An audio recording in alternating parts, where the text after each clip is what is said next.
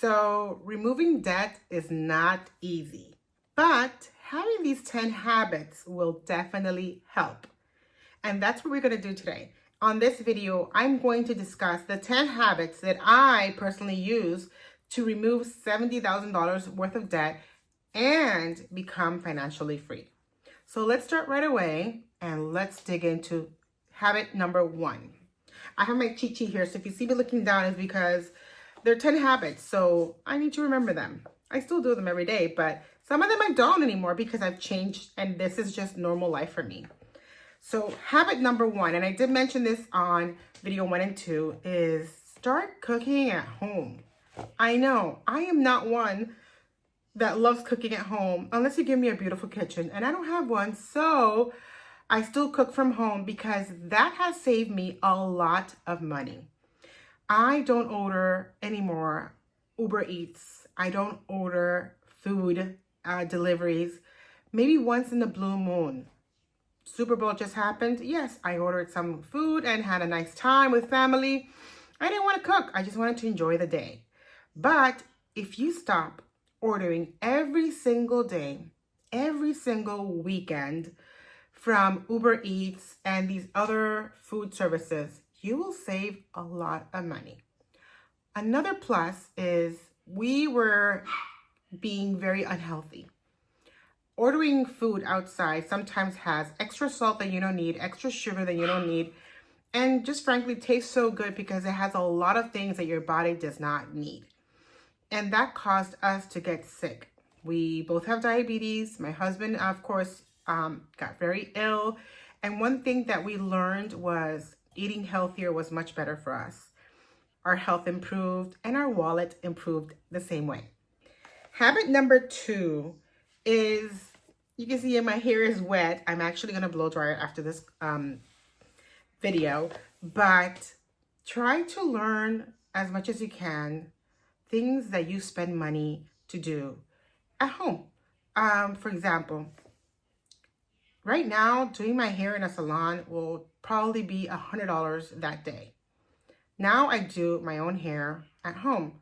I will show you here a picture of my husband dyed my hair and look at the results, and this was fabulous.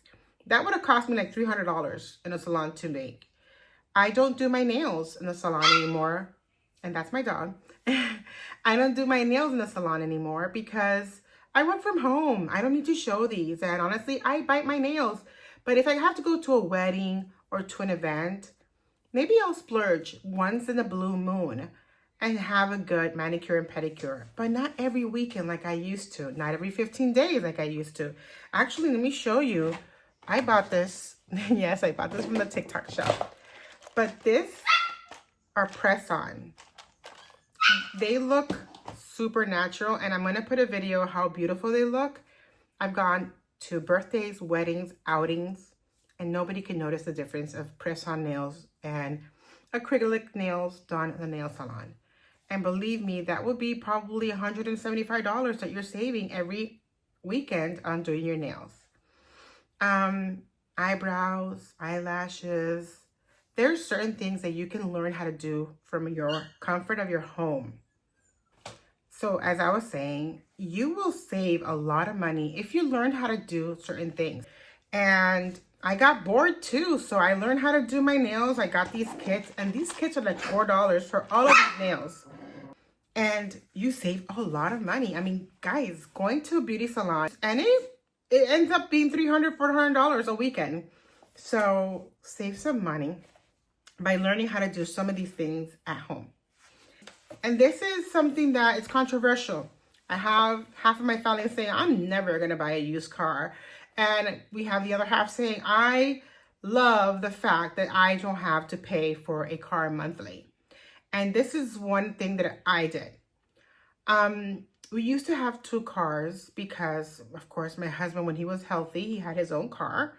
And then I had my own car. And I had a brand new car, and he had the used car from the house. And both car was amazing. They were both Hondas, and they were fuel efficient, and they were great. When my husband became very ill, he couldn't drive anymore. we decided to sell one of the cars, and we sold the old one and we kept the new one because we still owed it. The old one was fully paid, and the new one we still had to pay for it. But we decided to sell one car because we didn't need two cars anymore. That helped us pay off a lot of our debt because we sold a car and we had cash in our hands. And Hondas, believe it or not, I sold that car for a great price.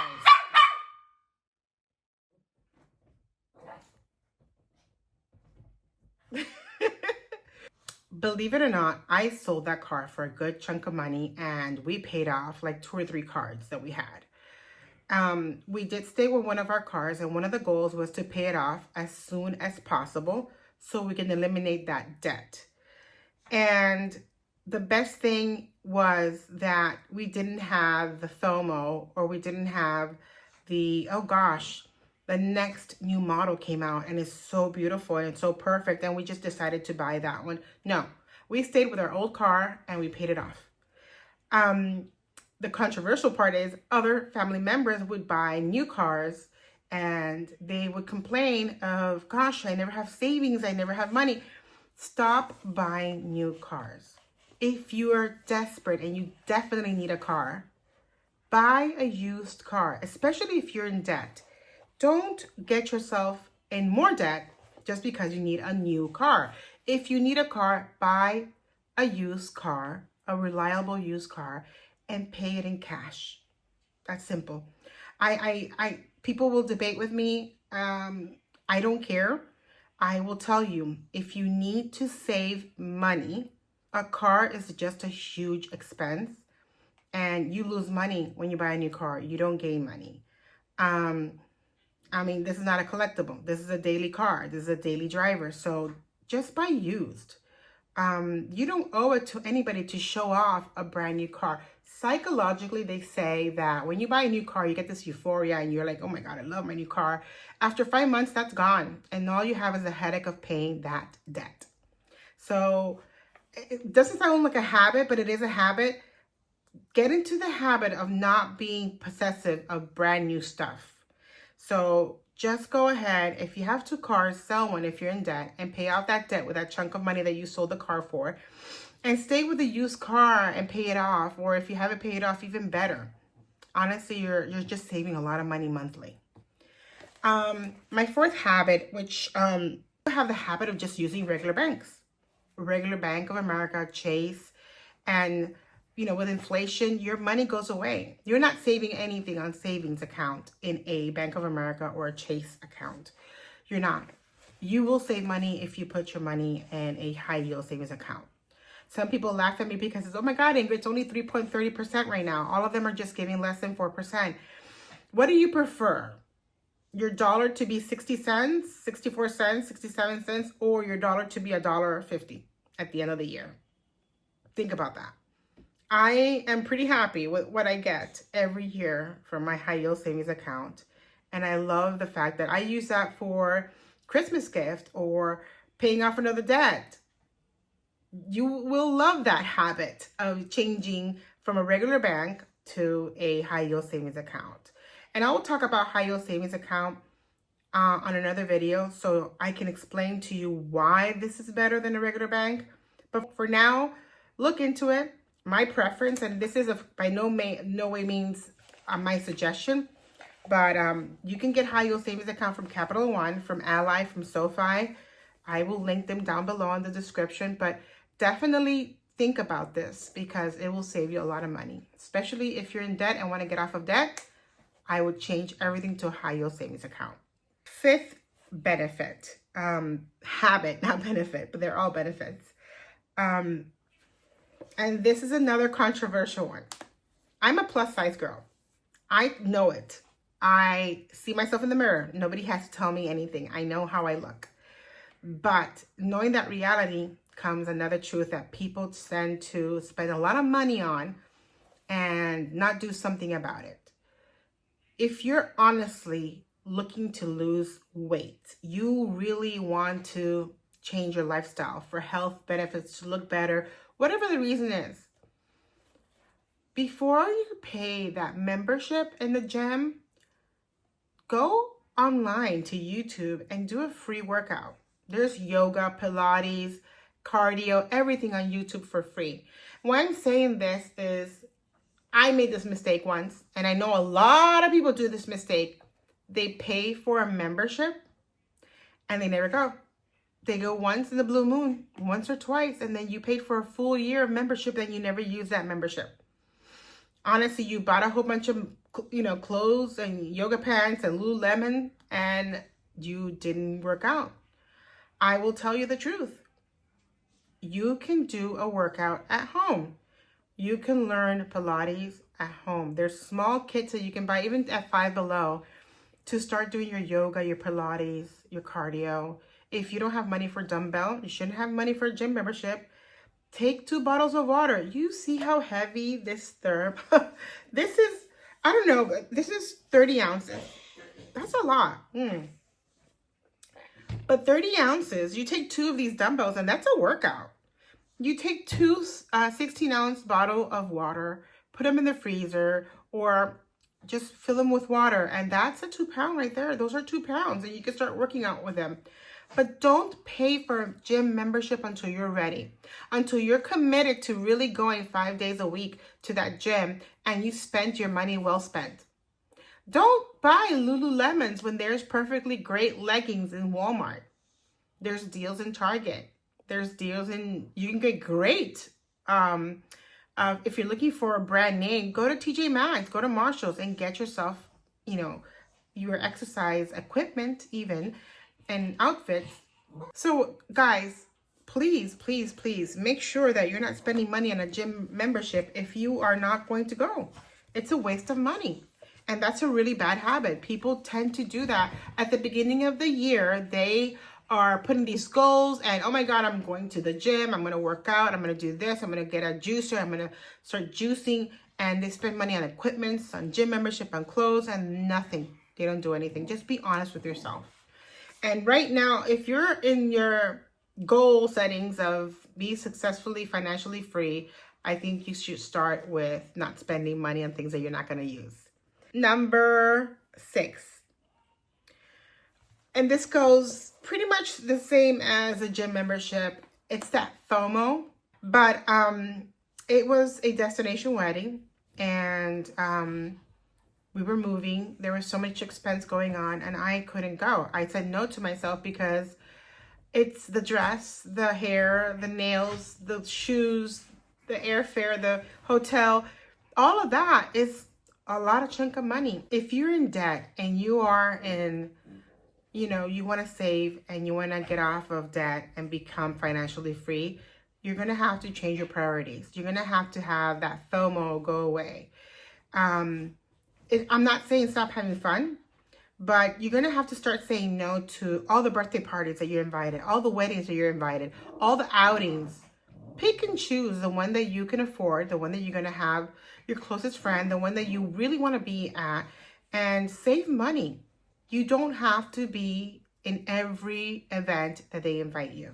You don't have to be at every party, every wedding, every gathering, because it's money that you're wasting.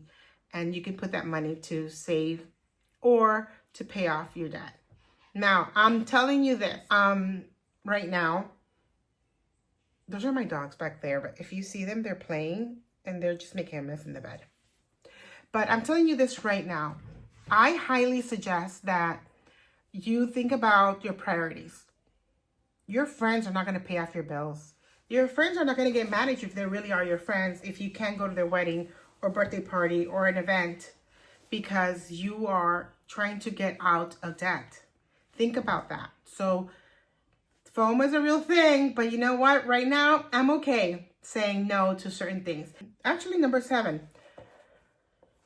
You got to learn how to budget, because I will tell you something. I went to the Bad Bunny concert and I had an amazing time with my family.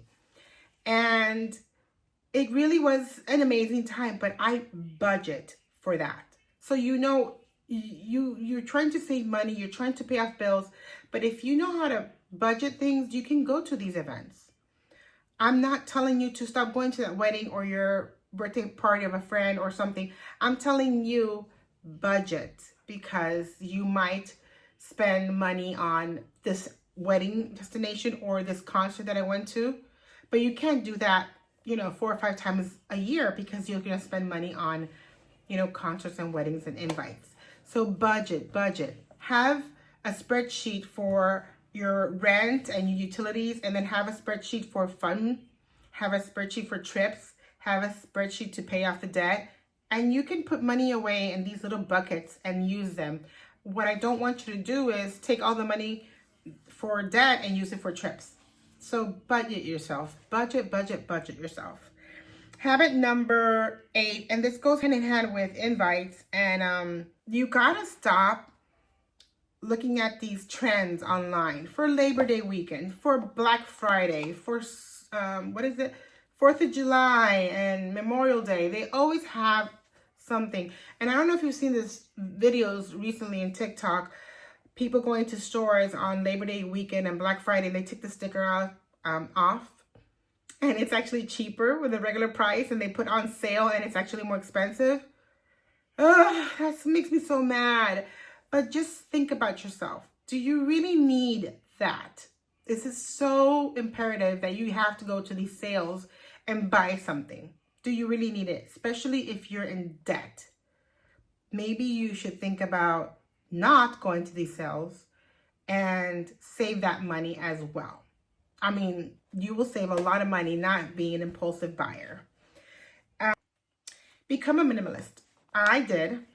Sell things, donate things, declutter. You have no idea how amazing I feel now that my house is much clean and much open. I have decluttered so many things. I have so many clothes that I have donated and sold a lot of things, which I use that money to pay off my debt. But at the same time, I now know that when I go to the supermarket, I have a list, because before I would go and shop and buy things that I didn't need. Would come back home and I had duplicates of things, and I'm like, oh, I didn't know I bought that last week. So I was being impulsive. I bought, instead of 2 gym shorts, I bought 5 gym shorts for my husband. Too many socks, too many of this. And then I realized I don't need all of this. We ended up donating quite a lot of stuff from our home and decluttered. And now we have a plan to make sure that we become minimalist. I don't have to buy 10 of these t-shirts, different colors. Do a capsule. Wear a t-shirt that can be worn with pants, with a jean, with a skirt. Buy things that you can use, maybe do 17 outfits with it. And yes, you can. I've done it.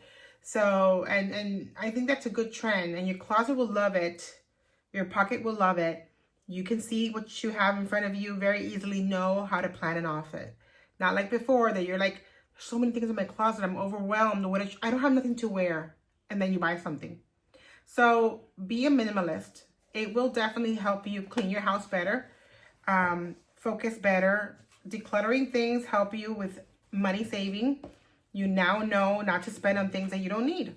So please try to do that, and you will thank me later. I'm pretty content and pretty happy with this habit of downsizing. Downsizing means the same thing I told you. You don't need 2 cars, just stay with 1. We had a house, a 3-bedroom house that we don't need anymore. We are only me and my husband and the dogs. So we moved into a 1-bedroom apartment. And there's a reason behind all of that. We're investing right now in a property. And why are we paying a mortgage of a 3-bedroom house, or why are we paying rent of a 3-bedroom house when we can perfectly live in a 1-bedroom house, and that extra money can go to an investment for our future? So downsizing is not bad. Downsizing is actually something that you can do to improve your life. And that includes either selling a car, moving to a cheaper home, selling the most expensive car and buying a car cash. You will be happy that your monthly expense has been reduced for so much. And that chunk of money that you're saving is going towards your debt. And that debt is going away faster. And that's what we did. These habits helped us with 1 paycheck take $70,000 and pay it off in 2 years. We downsized, we sold our car, we realized that we were spending too much money ordering out, buying clothes. So don't do those things and downsize, and have fun. Create things at home and do things outdoors that are free. There's events, fairs, they're all free. Enjoy your life. I'm not saying not to do anything, but make good habits to save money and make habits that will help you be debt free. So thank you for watching this video. I hope these habits help you. And please share, like, and subscribe, and comment down below. If you guys have a good habit that I missed out, please share it. If you think that these habits are crazy, ridiculous, just tell me why, and we can have a conversation about that. So thank you again, and I will see you on the next video. Bye now.